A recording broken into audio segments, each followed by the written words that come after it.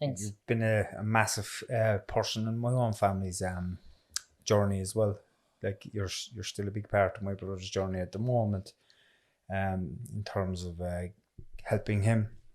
And a long time ago, my mother would have worked with you as well inside in penny dinners. She did. Once upon a time. She did. So,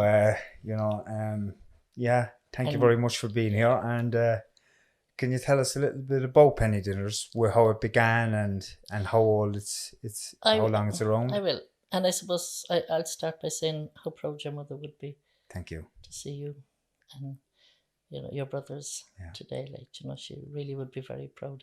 And I know we've another little bit of work to do, but we'll all do that together because it just gets bigger and bigger, everybody helping each other, and that's what it's all about. But going back to penny dinners, we're around since famine times.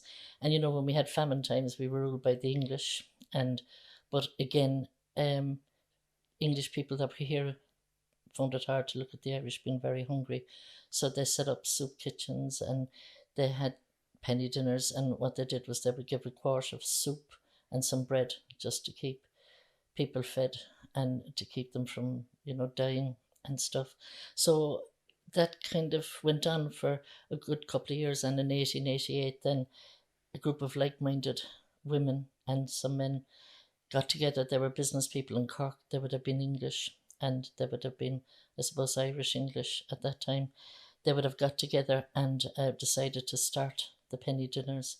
And the name penny dinners came because people could buy a ticket or a token and leave it in a church or a shop, and anybody that was hungry could go in and get the ticket and head over to penny dinners, because obviously they didn't have the money to pay for the ticket.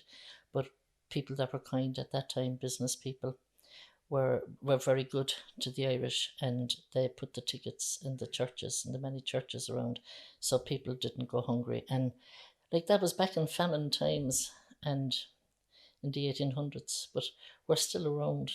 We would have thought that penny dinners would have, when we came on, when we were going through the Celtic Tiger and everything, we would have thought that penny dinners would have closed, and a lot of people would ask the question of me, where would you like to see penny dinners in 10, 20 years' time or 30 years' time? We wouldn't like to see penny dinners, because we should be in a place now whereby everybody's educated, it's open to everybody, and we all know that hunger shouldn't be on our list of grievances or what's wrong in our country.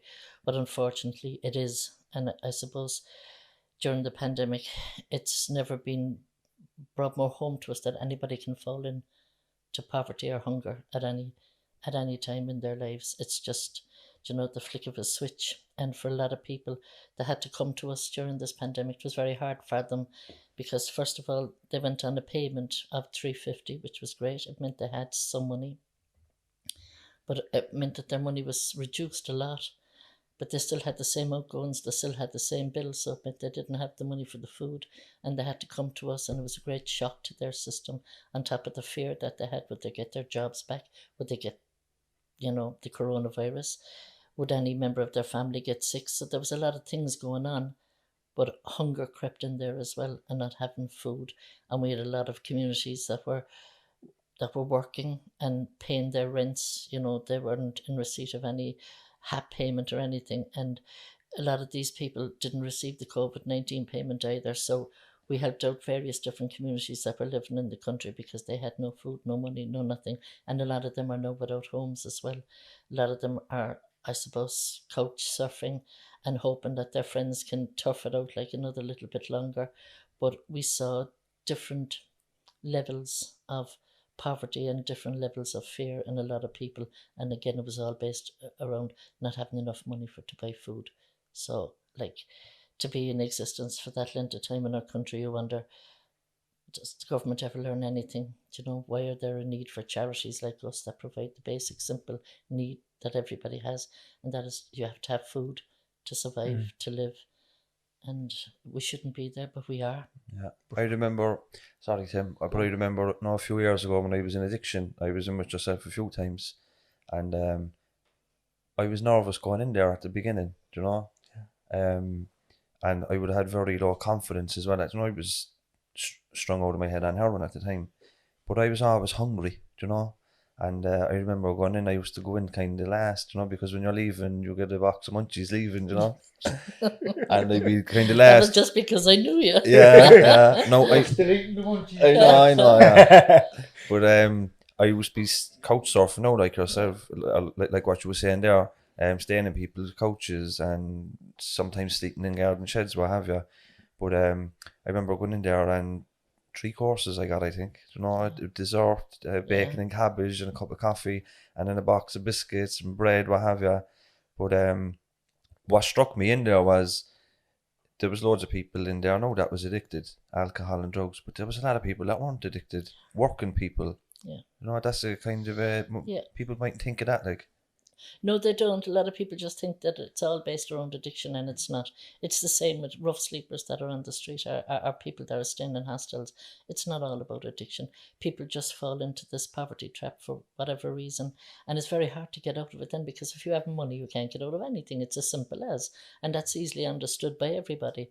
But we have a lot of people that may have been working and lost their jobs, and they were paying rents without any subsidies, and again, they would have to come to us. We have a lot of people that come in, elderly people that are lonely, just basically lonely, and they come in for a bit of, companionship and just to have someone to talk to, because, people have often said, it's grand to come in here, you have someone to talk to rather than be at home all day long, like, and looking at the 4 walls and talking to yourself and going absolutely crazy.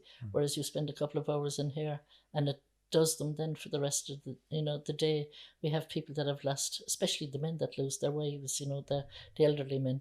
The wives would have been doing everything and the men can't boil an egg, and then they come in because they're lost, and they find a bit of friendship inside amongst other people that come in to eat, and amongst ourselves, and they'll come down and they'll ask us various things. It's not just about the food. They'll ask us loads of different questions about different things, fill out a form, help them with that, or where's such a place. And, we have a lot of things going on in there that go on a daily basis inside. But it's not addiction that brings people kind of into us, like it's everything. Addiction can be just one part of what brings people in our doors.